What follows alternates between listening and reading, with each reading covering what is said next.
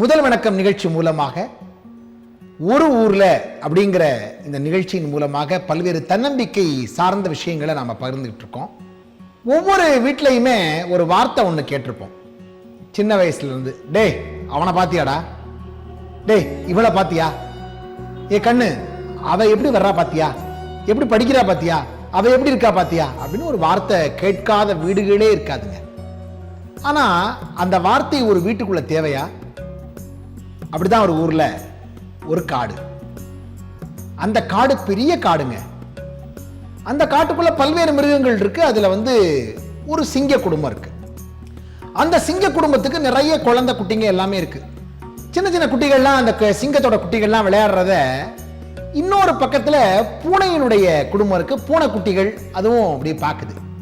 இப்ப இந்த தாய் பூனை இருக்கு பாத்தீங்களா, அது சிங்க குடும்பத்தில் இருக்கக்கூடிய சிங்க குட்டிகளை பார்த்து நாம வளர்த்தா அந்த கம்பீரமா இருக்கிற சிங்க குட்டி மாதிரி தான் இந்த பூனைக்குட்டியை வளர்க்கணும்னு முடிவு பண்ணி சிங்கத்தோட அந்த குட்டி எப்படிலாம் நடக்குமோ, என்ன சிங்கம் என்னெல்லாம் பண்ணுமோ, எப்படி அது தாவுமோ, என்னெல்லாம் செய்யுமோ அதே மாதிரி இந்த பூனையோட தாய் பூனை இந்த குட்டி பூனைக்கு ட்ரைனிங் பக்காவா, இப்படி போ, இப்படி கம்பீரமா நட, இப்படி கர்ஜி, அப்படியே உருமு, இதெல்லாம் பண்ணி சொல்லி கொடுத்து அதை ஒரு விதமா அந்த சிங்கத்தோட பாவனையை அதுக்கு கற்பிச்சு அதை அப்படியே மனசுக்குள்ள ஒரு சிங்கம் போலவே நினைச்சு அந்த பூனைக்குட்டி தன்னை ஒரு சிங்கமாவே மனசுல நினைச்சுக்கிச்சு. எப்ப பார்த்தாலும் சிங்கம் மாதிரி தான் அப்படி உலா வரும், அங்க போகும், இங்க வரும், அப்படியே தெரியுங்க. ஒரு குறிப்பிட்ட வயசு அடைஞ்சிருச்சு. அந்த சிங்கத்தோட குட்டிகளுடைய வயதும் சிங்கமும் இருக்கிற மாதிரி இந்த தாய் பூனையினுடைய குட்டியும் கொஞ்சம் பெரிய குட்டியா ஆயிடுச்சு. இப்ப என்னாச்சு தெரியுமா? காட்டுக்குள்ள ஒரு பெரிய விலங்குகளோட சண்டை.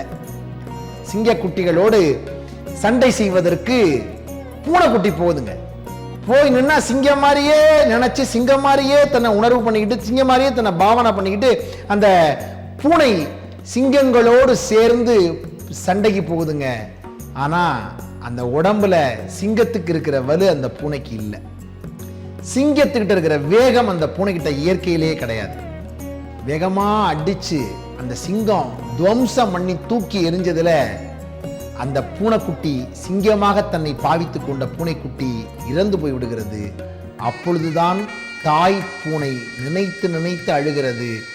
நாம் தவறு செய்து விட்டோம் என்று தாய் பூனை, பெற்ற பூனை அழுகிறது. ஆம், ஆகா, பூனையாகவே வளர வேண்டியத நாம தான் சிங்கம்னு சொல்லி கொடுத்து அதனுடைய இயற்கையான வாழ்க்கைய அந்த போக்க மாத்தி நாம செயற்கையா அதுக்கு சில சிந்தனைகளை ஊட்டி இல்லாத ஒரு காட்சி அதுக்கு உருவாக்கி நாம் அதை சிங்கம்னு கற்பிச்சு அந்த பூனைய வாழ வேண்டிய வாழ்க்கையை கெடுத்துட்டமேன்னு தாய் நினைச்சு அழுதுதான் தாய் பூனை.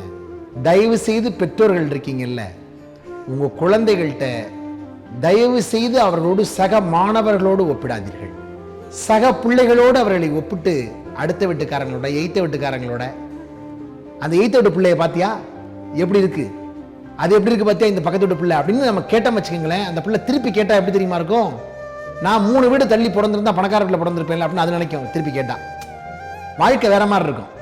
இந்த உலகத்துல ஒவ்வொரு பூவும் இன்னொரு பூவை விட அழகானது. ஒவ்வொரு நிலையிலும் மற்றவர்களோடு ஒப்பிடாமல் தன்னை தனித்துவமானவனாக உணர்ந்து பல்வேறு இன்னல்களுக்கு மத்தியில் மற்றவர்களை விட தனித்தன்மையோடு பீடு நடை போடக்கூடிய பிள்ளைகளை நாம் உருவாக்குவோம். பூனைகளைப் போல அல்ல, ஒவ்வொருவரும் தங்கள் மனதால் சிங்கங்களைப் போல இந்த உலகத்தில் உலா வரலாம். எப்படி? தனித்துவமானவர்களாக இருந்தால் ஒவ்வொருவரும் தனித்துவமான சிங்கங்களே. எனவே முதல் வணக்கம் என்கிற இந்த நிகழ்வின் மூலமாக ஒரு ஊர்ல என்கிற இந்த நிகழ்வில் இந்த நிகழ்ச்சியை கண்டு கொண்டிருக்கிற உங்கள் உள்ளத்தில் கர்ஜிக்கிற சிங்கத்தை பார்க்கிறேன். நீங்கள் இந்த உலகத்தின் உயரத்தை எட்டப் போகிறீர்கள். உங்கள் அத்தனை பேருக்கும் இந்த நன்னறி கதை மூலமாக இனிய தத்துவங்களை பகிர்ந்து கொண்டிருக்கிறோம். நாளையும் சந்திப்போம் நல்லதொரு கதையோடு. நன்றி, வணக்கம்.